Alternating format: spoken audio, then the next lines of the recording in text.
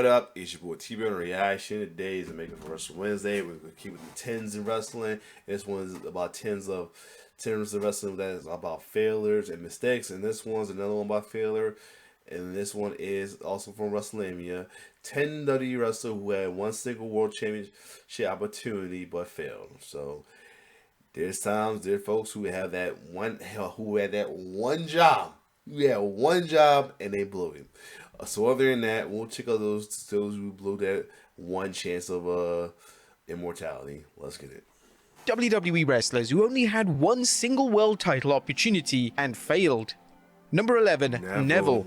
If a wrestler comes out of a WWE title match with fans wanting them to get a rematch, then everyone involved has done a stellar job. This was the case with Neville, who in 2015 had his first and only singles match for the WWE title on Raw.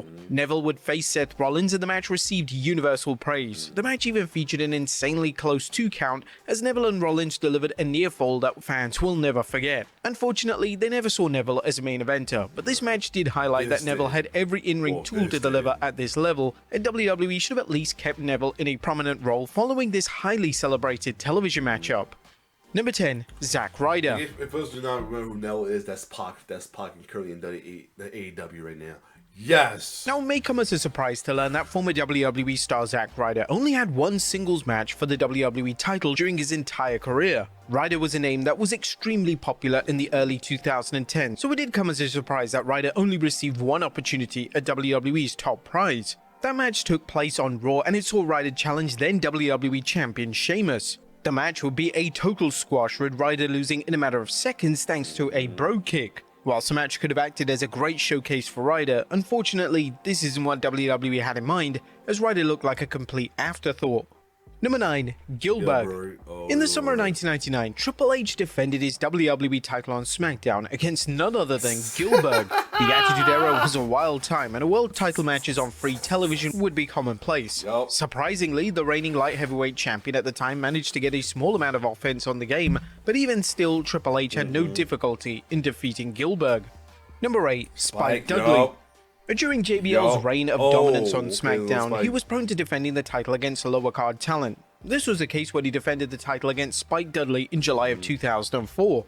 Nobody expected Dudley to win, and everyone was expecting the match to be a squash. However, Dudley managed to get some offense in on JBL, and it was fantastic to see JBL sell for Dudley, as after all, he was a former European champion. JBL would end up getting the win, and this actually acted as a fantastic precursor for Dudley's heel turn that would come in the following weeks. As he always did, Dudley did an excellent job in what WWE booked him to do, and it was a testament to Dudley's abilities that he was able to hang with JBL in the ring and get the fans invested, despite there being little to no doubt on the outcome of the match. Number 7, Crash Holly. Crash Holly technically had 2 opportunities at the WWE title in the space of 7 days. However, due to one of them being on Sunday Night Heat and not on the 2 primary WWE shows, it's worth mentioning Holly's attempts to become WWE champion. Both times Holly would face Kurt Angle, and in the match on Raw, Holly had to face Angle with his arm tied behind his back. This match was notable because minutes into the match, Holly's arm became loose, so it turned into a standard match. Holly was incredible in the Raw match as fans came alive for his hope spots. Holly was without a doubt one of the most underrated babyface of the respective era, and he's definitely a name that should have been given more opportunities in WWE. Number 6, Eric Bischoff. In 2005, WWE attempted to recapture the magic of Stone Cold vs. Vince McMahon by having their top star John Cena feud with Raw general manager Eric Bischoff. This was a booking trend that WWE just couldn't resist, as they believed that a babyface versus power-hungry authority figure was always going to be a recipe for success. While Cena vs. Bischoff wasn't an awful feud, it did lead to some unique and exciting moments. It just didn't hit the same, and the heel Bischoff character began to dominate screen time. The interesting thing about the feud is that Bischoff challenged Cena for the WWE title on the Raw Homecoming show. The match would be an ODQ match, and while Cena came out on top, the match was arguably the highlight of their entire story arc. Number 5, the Fabulous Moolah. The Fabulous Moolah had her one and only opportunity to become WWE Champion in 2002. In one of the weirdest matches of all time, they would book Moolah to face Big Show on SmackDown, and unsurprisingly, the match never got going as Brock Lesnar would interfere. Booking this match was a wild call. Presumably, the logic of the match was to further the feud between Big Show and Lesnar and give Moolah a cheap pop in her hometown. Number 4, Farouk. Farouk during his WWE tenure only had one WWE title opportunity that was televised, and it took place on a major pay-per-view event. At the 1997 King of the Ring, Farouk challenged the then WWE champion The Undertaker, and the match would even be in the main event slot of the show. This was a weird main event, as whilst Farouk was somewhat over thanks to his involvement in the Nation of Domination faction, there weren't any calls to see him main event pay-per-views, and there was definitely no demand to see him challenge for the WWE title, particularly in a post-WrestleMania 13 WWE. Number 3, Sean Waltman. Sean Waltman portrayed two distinct characters during his WWE runs, and both characters each received singles matches for the richest prize in the company. As a 1-2-3 kid, Waltman faced Bret Hart on Raw in '94 in an absolute classic, and the match was so good that some fans even cite it as the match of his entire career. But as X-Pac, he would face The Rock on Raw in 1998, and once again, he would be unsuccessful in his attempts to become champion. Interestingly, WWE would also book this exact match for the UK exclusive pay-per-view known as Capital Carnage. Due to the event basically being disguised as a house show on pay-per-view, a lot of fans don't consider the pay-per-view canon, which is ultimately hard to disagree with. Number 2, Brian Kendrick.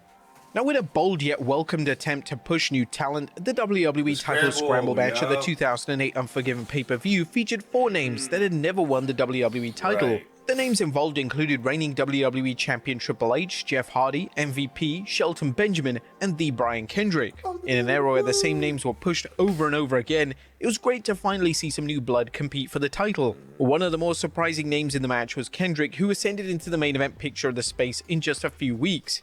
Now, the crazy thing about Kendrick's involvement was that he actually won the WWE title in the match, but due to the rules of the scramble match, it doesn't get classed as an official reign. Kendrick's WWE push would come to an end in the weeks after the pay-per-view match, which was disappointing as Kendrick was a fun character that could have easily been inserted into the mid-card scene in the hunt for either the US or the Intercontinental title. But before we go into number 1, here's an honorable mention, the 1992 and 2016 Royal Rumble. Now, to date, 2 Royal Rumble matches have been for the WWE title, and this has been the only time that certain wrestlers have had the opportunity to compete for the prestigious gold. The first time this occurred was in 1992 when WWE delivered a bell-to-bell masterclass of a Rumble match, and although the match was eventually won by Ric Flair, the match managed to make numerous stars look incredible. The match featured names such as the Warlord, Skinner, Repo Man, and Jerry Saggs, all who were names that were not prone to receiving WWE title opportunities.